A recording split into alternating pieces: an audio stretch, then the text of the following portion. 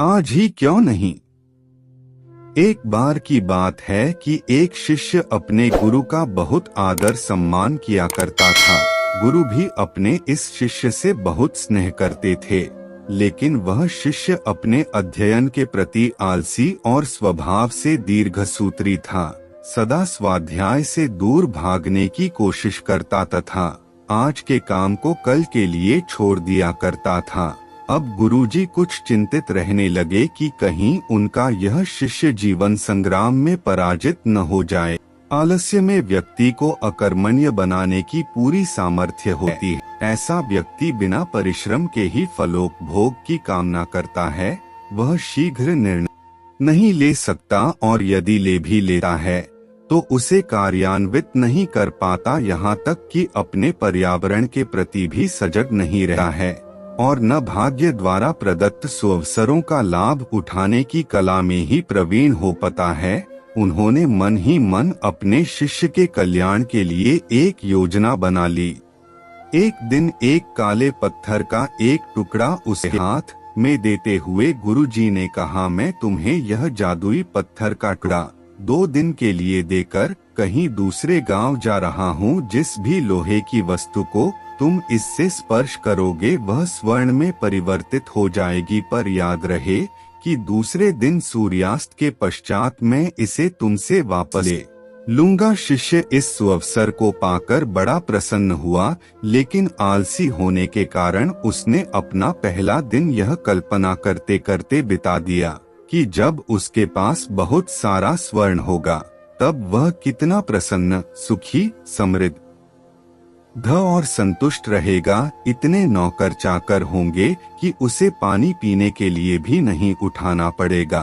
फिर दूसरे दिन जब वह प्रातः काल जागा, उसे अच्छी तरह से स्मरण था कि आज स्वर्ण पाने का दूसरा और अंतिम दिन है। उसने मन में पक्का विचार किया कि आज वह गुरुजी द्वारा दिए गए काले पत्थर का लाभ जरूर उठाएगा।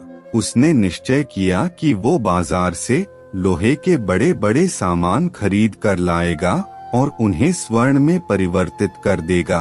दिन बीतता गया, पर वह इसी सोच में बैठा रहा कि अभी तो बहुत समय है, कभी भी बाजार जाकर सामान लेता रहेगा। उसने सोचा कि अब तो दोपहर का भोजन करने के पश्चात ही सामान लेने निकलूंगा, पर भोजन करने के बाद उसे विश्राम करने की आदत थी और उसने बजाय उठ के मेहनत करने के थोड़ी देर आराम करना उचित समझा। पर आलस्य से परिपूर्ण उसका शरीर नींद की गहराइयों में खो गया और जब वो उठा तो सूर्यास्त होने को था। अब वह जल्दी जल्दी बाजार की तरफ भागने लगा, पर रास्ते में ही उसे गुरुजी मिल गए। उनको देखते ही वह उनके चरणों पर गिरकर उस जादुई पत्थर को एक दिन और अपने पास रखने के लिए याचना करने लगा, लेकिन गुरुजी नहीं माने और उस शिष्य का धनी होने का सपना चूर चूर हो गया। पर इस घटना की वजह से शिष्य को एक बहुत बड़ी सीख मिल गई। उसे अपने आलस्य पर पछतावा होने लगा। वह समझ गया कि आलस्य उसके जीवन के लिए एक अभिशाप है और उसने प्रण किया कि अब वो कभी भी काम से जी नहीं चुराएगा और एक कर्मठ, सजग और सक्रिय व्यक्ति बनकर दिखाएगा।